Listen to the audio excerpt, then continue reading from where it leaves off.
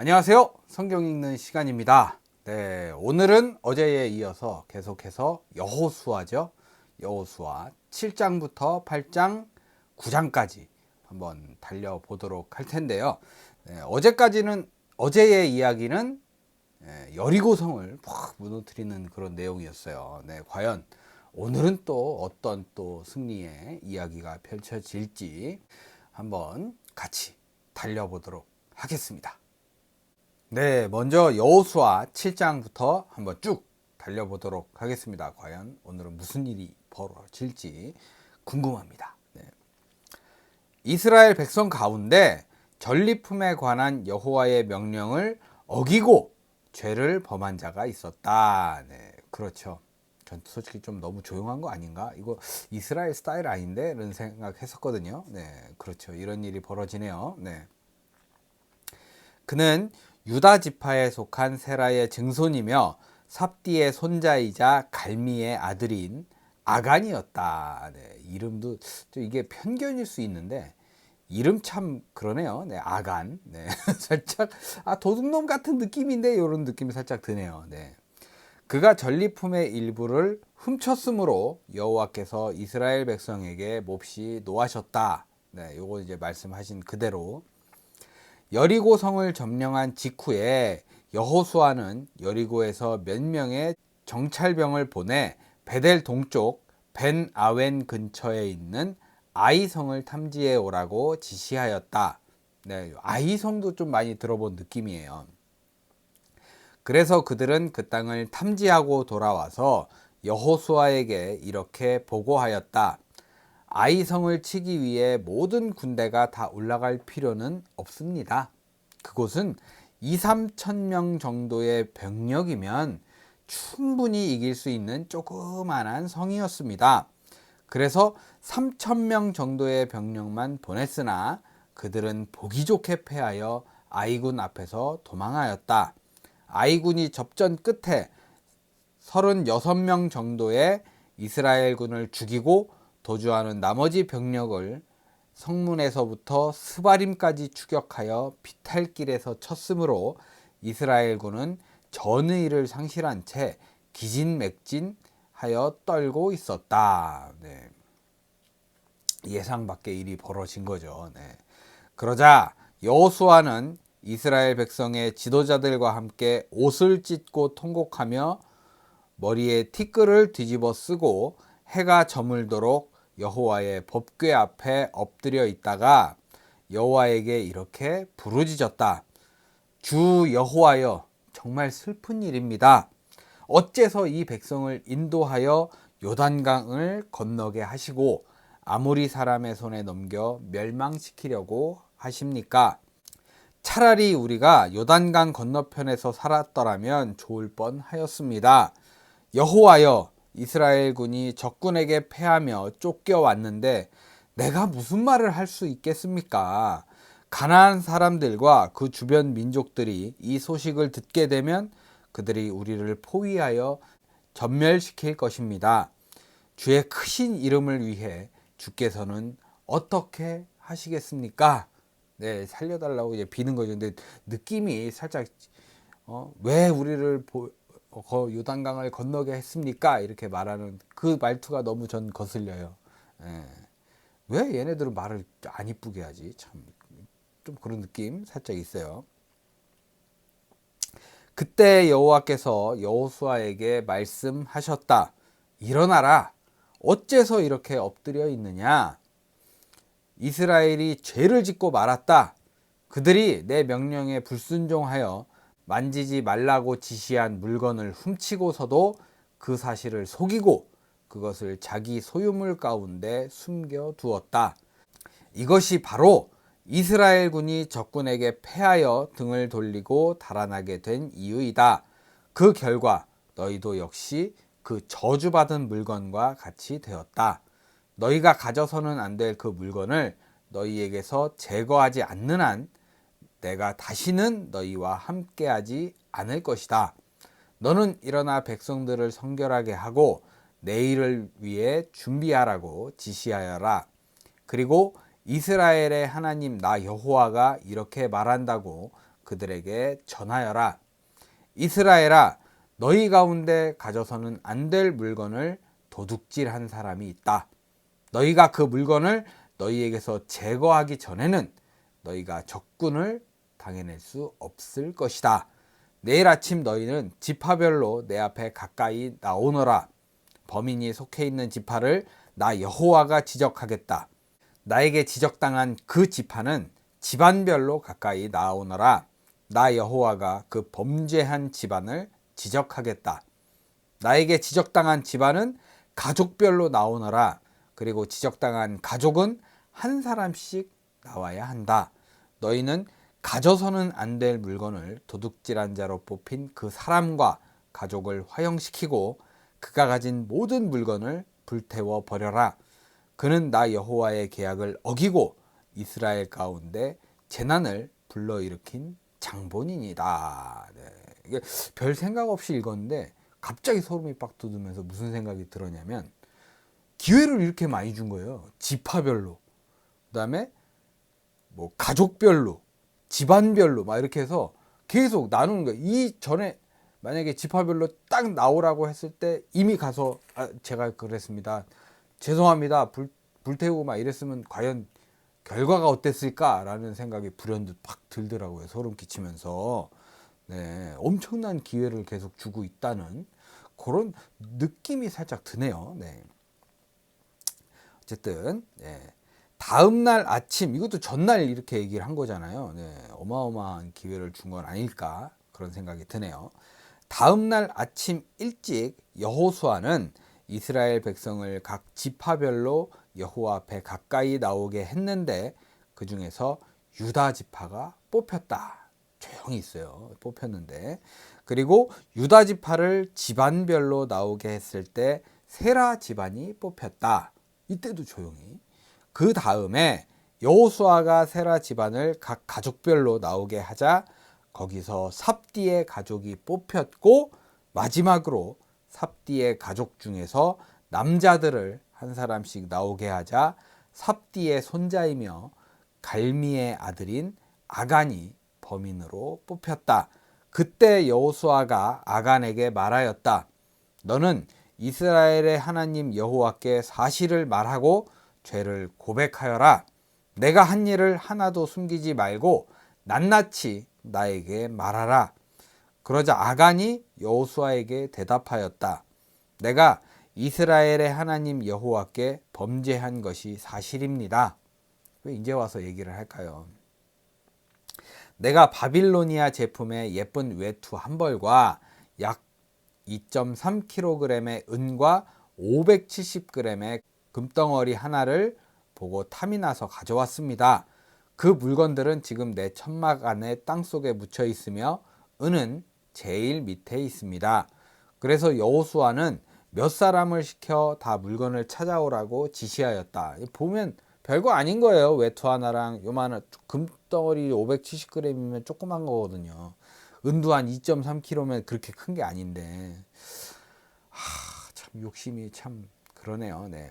그들이 천막으로 달려가 보니 그 물건들은 아간이 말한 곳에 그대로 숨겨져 있었고 은은 제일 밑에 있었다. 그들은 그 물건을 여호수아와 백성들이 있는 곳으로 가져와 여호와 앞에 쏟아 놓았다. 그러자 여호수아와 모든 이스라엘 백성은 아간과 그의 아들 딸들을 붙잡고 그 은과 외투와 금덩어리와 그의 모든 가축과 천막 그리고 그가 소유한 모든 물건을 끌고 아골 골짜기로 올라갔다. 여호수아가 아간에게 내가 어째서 우리를 그처럼 괴롭혔느냐? 이제 여호와께서 너를 괴롭힐 것이다 하자 이스라엘 백성이 아간과 그 가족과 그 모든 소유물을 돌로 치고 불살라 버렸다. 그런 다음 이스라엘 백성은 그 위에 큰 돌무더기를 쌓고 그곳 이름을 괴로움의 골짜기라 불렀는데 오늘날까지도 그 이름이 그대로 남아있다. 여호와께서는 그제서야 노여움을 거두셨다. 네. 좀 읽으면서 살짝 그런 느낌이 있거든요. 살짝 좀 그래도 한 번은 용서해 줄 수 있지 않을까. 네. 요거 물고 늘어지는 사람들 굉장히 많습니다. 네. 그리고 기회를 굉장히 제가 봤을 때 많이 준 거예요. 그리고 느낌상 입어보지도 못하고 그 땅에 묻어둘 거면 왜 그걸 챙겨놨냐고요. 참 사람들의 욕심이 참 이렇게 좀 미련하게 만든다 사람을, 그런 게 좀 말이 있더라고요. 네, 저도 그거에는 좀 동감을 하는 느낌입니다. 네, 이렇게 해서 7장이 마무리되었습니다. 네, 계속해서 여호수아 8장입니다. 과연 또 무슨 일이 벌어질지. 네, 7장은 좀 시작부터 좀 깨림칙했죠. 네, 8장은 어떨지 한번 보겠습니다. 여호와께서 여호수아에게 말씀하셨다. 너는 두려워하거나 무서워하지 말고 전 군대를 이끌고 아이성을 치러 올라가거라. 내가 이미 아이성과 그 백성 그리고 그 성과 땅을 모두 내 손에 넘겨 주었다. 네, 이렇게 시작을 해야죠. 네. 든든하지 않습니까? 네. 너는 여리고와 그 왕에게 했던 것처럼 아이성과 그 왕에게도 그렇게 하여라. 그러나 전과는 달리 약탈한 물건과 가축은 너희가 가져도 좋다. 네, 느낌상 그래 이번에는 가져라 이런 느낌이겠죠. 네. 참 한 번씩 사고가 나요. 네. 이번에는 성 뒤에 병력을 매복시켜라. 그래서 여호수아는 아이성을 칠 주력 부대가 떠나기에 앞서 3,000명의 정예병을 뽑아 그들에게 작전 명령을 하달하였다. 여러분은 성 뒤로 가서 그리 멀리 떨어지지 않은 지점에 매복하여 공격 준비를 하십시오. 내가 인솔하는 주력 부대가 성을 치러 가까이 가면 아이군이 전과 같이 싸우러 나올 것입니다. 그러면 우리가 그들에게 쫓겨 도망하는 척하면서 우리를 추격하는 아이군이 성 안에서 완전히 다 빠져나올 때까지 유인 작전을 벌이겠습니다. 아마 그들은 전과 같이 우리가 도망친다고 생각할 것입니다. 그들이 성에서 다 빠져나오면 여러분은 매복하고 있던 곳에서 일제히 일어나 성 안으로 돌격하여 그 성을 점령하십시오. 여러분의 하나님 여호와께서 그 성을 여러분에게 주실 것입니다. 이렇게 하면 뭐 쉽죠. 네, 군대도 없고. 네. 성을 점령하면 여러분은 여호와의 명령대로 그곳에 불을 지르시오. 이것은 내가 여러분에게 내리는 명령입니다. 작전 지시가 끝나자 그날 밤 그들은 여호수아의 명령대로 그곳을 떠나 베델과 아이 사이에 매복하였고 여호수아는 백성들과 함께 그날 밤을 진영에서 보냈다. 다음 날 아침 여호수아는 일찍 일어나 병력을 점검하고 백성의 지도자들과 함께 그들을 인솔하여 아이성으로 올라갔다. 그를 따르는 주력 부대는 성문 쪽을 향해 나아가다가 계곡 하나를 사이에 두고 아이성 북쪽에 진을 쳤다. 그리고 여호수아는 5,000명 정도의 또 다른 병력을 뽑아 아이성 서쪽 베델과 아이 사이에 매복시켰다. 이와 같이 아이성 북쪽에는 주력 부대가 배치되었고 나머지 병력은 아이성 서쪽에 매복하였으며 여호수아는 그날 밤을 계곡에서 보냈다. 아이 왕이 이것을 보고 다음날 아침 일찍 일어나 병력을 이끌고 이스라엘 군과 싸우기 위해 요단 계곡을 향해 달려 나왔다. 물론 그들은 이스라엘 병력이 성 뒤에 매복하고 있는 것은 모르고 있었다. 여호수아와 이스라엘 군대는 패한 척하면서 광야길로 도망쳤다. 이때 성 안의 모든 아이군이 이스라엘군의 유인작전에 말려들어 그들을 추격하느라고 성에서 멀리 떠났다.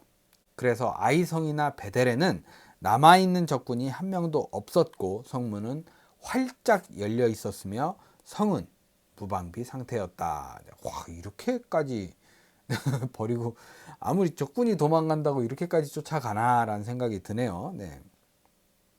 바로 그때 여호와께서 여호수아에게 내 단창을 들어 아이성을 가리켜라.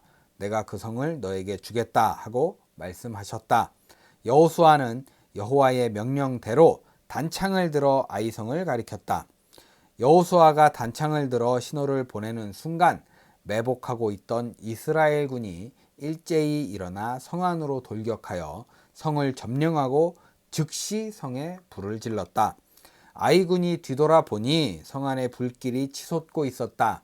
이때 광야로 도망가던 이스라엘군이 돌이켜 반격태세로 나오자 아이군은 도망칠 길이 막연하였다. 그쵸? 뒤에는 불 지르고 저기도 군대가 있는 거고 앞에도 갑자기 도망가다 백으로 확 쳐들어오니까 막 아비규환이었겠네요. 네. 여호수아가 인솔한 주력 부대는 그들의 매복병이 성을 점령하여 불을 지른 것을 보고 용기백배하여 아이군을 치기 시작하였다. 이때 성 안에 있던 이스라엘 매복병도 거기서 나와 뒤에서 그들을 치자 아이군은 완전히 포위되고 말았다. 이스라엘 군은 그들을 양쪽에서 공격하여 도주하거나 살아남은 자가 없이 모두 죽이고 아이 왕만 생포하여 여호수아에게 끌고 왔다. 이스라엘군은 광야에서 자기들을 추격하던 아이군을 모조리 쳐 죽인 다음에 아이성으로 돌아가서 성 안에 남아있는 사람들까지 전부 죽였다. 이렇게 해서 아이 사람은 전멸되었는데 그날 죽임을 당한 아이 사람은 남녀 모두 12,000명이었다. 네. 이와 같이 아이 사람이 완전히 전멸될 때까지 여호수아는 단창을 든 그의 손을 내리지 않았다. 그러나 이스라엘군은 여호와께서 여호수아에게 말씀하신 대로 그 성의 가축과 전리품은 없애지 않고 자기들이 가졌다.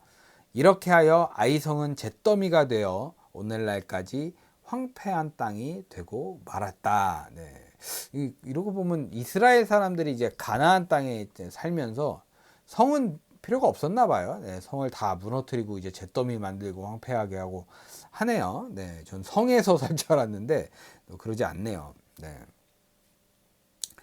여호수아는 아이 왕을 저녁 때까지 나무에 매달아 두었다가 해질 무렵에 그 시체를 나무에서 내려 성문 입구에 던지고 그 위에 큰 돌무더기를 쌓았으며 그것이 오늘날까지 그대로 있다.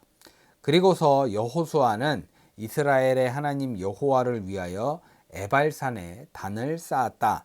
이것은 여호와의 종 모세가 이스라엘 백성에게 지시하고 또 그의 율법책에도 기록된 바로 그 양식에 따라 철 연장으로 다듬지 않은 자연석으로 만든 단이었다. 그 위에 백성들은 불로 태워 바치는 번제와 화목제를 드렸으며 여호수아는 거기서 이스라엘 백성이 지켜보는 가운데 모세가 기록한 율법을 돌에 기록하였다. 그런 다음에 이스라엘 백성은 지도자, 사무원, 재판관 그리고 그들 가운데 사는 외국인들까지 모두 제사장들이 메고 있는 법궤를 사이에 두고 양쪽으로 갈라섰는데 반은 그리심산 기슭에 반은 에발산 기슭에 섰다.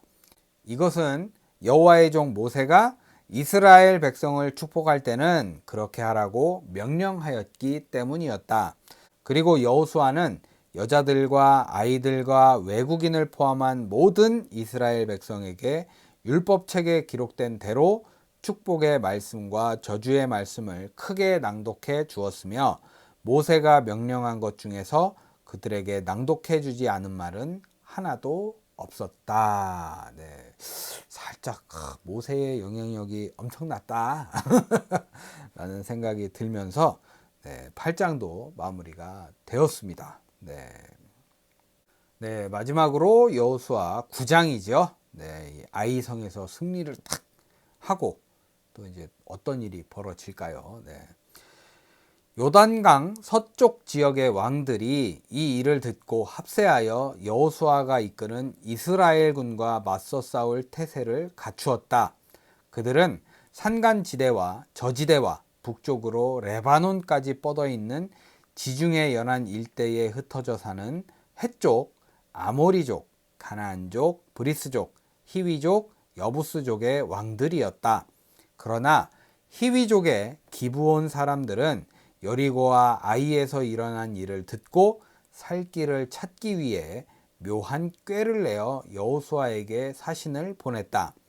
그들이 보낸 사신들은 먼 여행을 한 것처럼 헤어져서 너덜너덜한 마대를 안장에 달고 낡고 터져서 기운 포도주 부대를 나귀에 싣고 닳아서 기운 신발을 신고 남루한 옷을 입고 마르고 곰팡이 냄새가 나는 빵을 마련하여 이스라엘 사람들이 머물고 있는 곳을 향해 떠났다.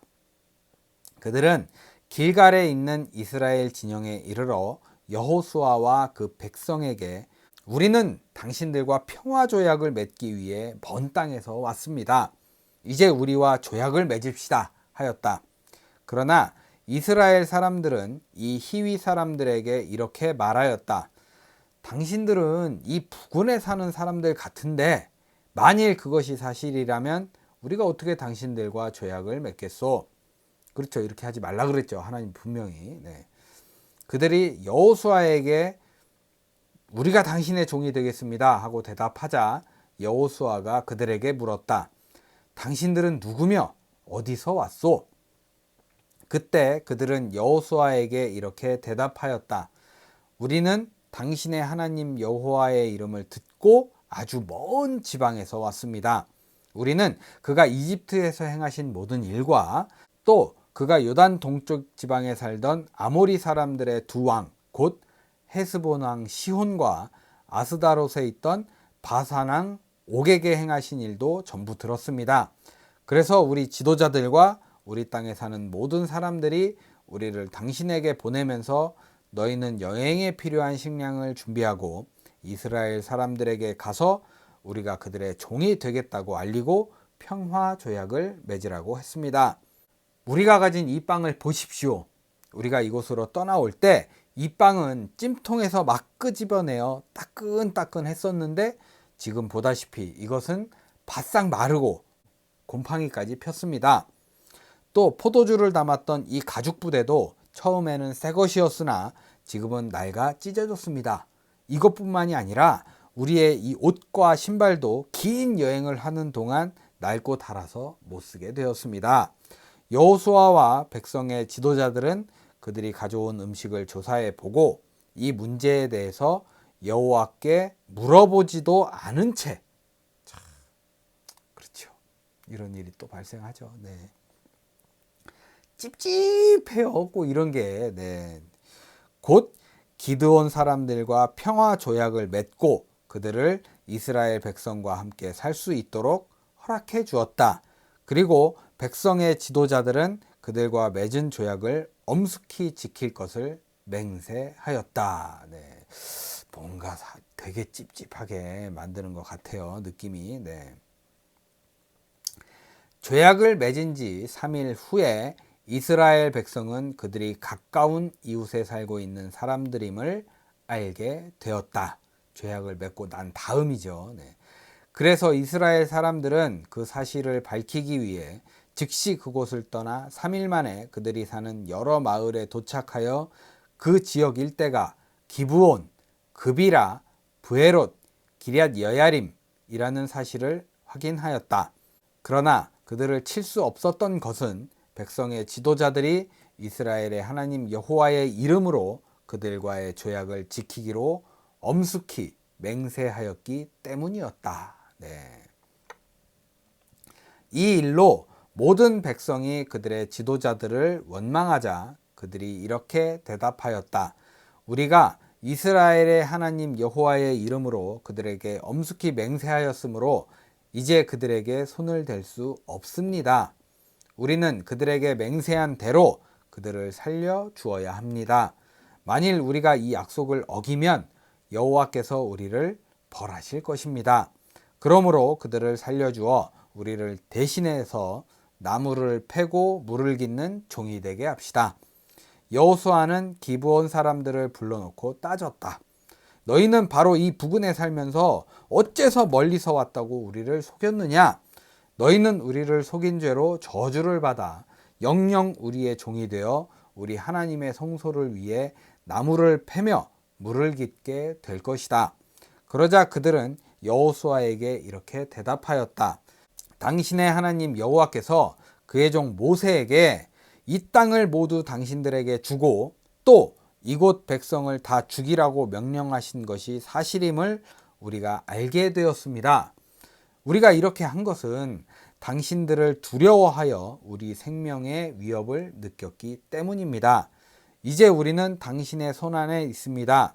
그러니 당신이 좋을 대로 우리를 처리하십시오. 그래서 여호수아는 그들을 보호하고 이스라엘 백성이 그들을 죽이지 못하도록 하였다. 그날부터 여호수아는 그들을 종으로 삼아 이스라엘 백성과 여호와의 단을 위해 나무를 패고 물을 깊게 하였는데 오늘날까지 그들은 여호와께서 예배처로 지정하신 곳에서 이 일을 계속하고 있다. 네, 이렇게 해서 뭔가 찝찝함을 남겨두고, 그러니까 뭔가 좀 이게 뭔가 큰 사건의 또 시작이 될 것 같은 느낌이 좀 들어요. 네, 어떨지 모르겠지만 아무튼 이런 걸 꼭 남겨놓고 9장이 마무리가 되었습니다. 네, 이렇게 해서 이제 오늘 여호수아 7장부터 8장 9장까지 한번 읽어봤는데요. 네, 시작이 좀 찝찝했잖아요. 참 하지 말라는데 또 그렇지 이게 이스라엘 백성이지라고 생각을 했는데 마지막도 뭔가 좀 이렇게 남겨놓고 이렇게 예, 살짝 기분 나쁜 듯한 엔딩을 딱 이렇게 맞이한 것 같아서 좀 기분이 좀 쎄합니다. 이것 때문에 또 무슨 일이 벌어질 것 같은 느낌이거든요. 네, 그렇습니다. 네, 계속해서 이제 어제부터 전쟁에 관한 이야기를 하면서 한 명도 살아남지 않게 모조리 이제 다 아이 성도 그렇고 여리고 성도 그렇고 다 전멸을 시키고 있잖아요. 네, 한 명도 살려주지 않고. 네, 이런 거 보면서 그 아이들이나 뭐 이렇게 좀 살려둘 수 있지 않을까라는 생각을 좀 해보기도 해요. 근데 이제 그 씨앗이라 그러잖아요. 악의 씨앗이라고 그러기도 하고, 이 전멸을 시키는 이유가 하나님께서 계속 말씀하셨다시피 너무나 타락해서 볼 수가 없다. 너희들이 들어가서 다 이렇게 전멸시키고 그 씨앗까지도 다 이렇게 좀 없도록, 조그만의 그 불안의 씨앗까지도 남겨두지 말고 그렇게 명령대로 해라라고 말씀하신 건데 9장에서 뭔가 이렇게 남겨놨으니까 살짝 좀 찝찝하긴 하네요. 네, 지금 이제 현생에서도 지금 이스라엘이 전쟁을 하고 있거든요. 네, 그 보면 이 전쟁이라는 게 굉장히 안 좋습니다. 네, 이게 괜히 사람만 죽어 나가는 거지 이게 뭐가 뭔지 모르겠어요. 뭐가 좋은 건지 모르겠어요. 저는 제가 봤을 때는 전쟁은 정말 안 좋은 거죠. 싫은 거죠. 괜히 희생자들만 늘어나는 거고요. 네, 과연 이런 일이 다시는 또 지금 계속 여기저기 나라에서 전쟁이 일어나고 있는데 좀 빨리 평화가 되찾아왔으면 좋겠습니다. 네, 왜 그렇게 싸우고들 하는지 모르겠어요. 희생만 있는 좀 슬픈 현실이잖아요. 네, 모쪼록 빨리 전쟁이 마무리돼서 좀 평화로운 시대가 왔으면 하는 바람이 있습니다. 또 이렇게 전쟁 계속 시작해버리면 안 되거든요. 네, 좀 별로 안 좋잖아요. 네, 제발 부탁드리겠습니다. 네, 기도합니다. 제발 평화가 찾아오기를 기도하겠습니다. 네. 모쪼록 이스라엘 백성들은 이렇게 계속 순장가를 울리면서 나아가고 있는데 오늘 있었던 일들이 이제 좀 돌뿌리잖아요. 이렇게 밟고 넘어지는 그런 일이 없었으면 하는 바람으로 또 내일 저는 찾아뵙도록 하겠습니다. 네. 네, 오늘도 복된 하루 보내시고 여러분들의 그 삶 속에서도 평화가 그렇죠. 우리 삶 속에도 평화가 참 찾아와야죠. 네, 그런 일이 안 좋은 일 별로 없게 오늘 하루만큼은 좀 이제 평화로운 하루를 보내셨으면 하는 바람이 있습니다. 저는 내일 될 수 있다면 내일 또 찾아뵙도록 하겠습니다. 제발 함께 해주셔서 감사합니다.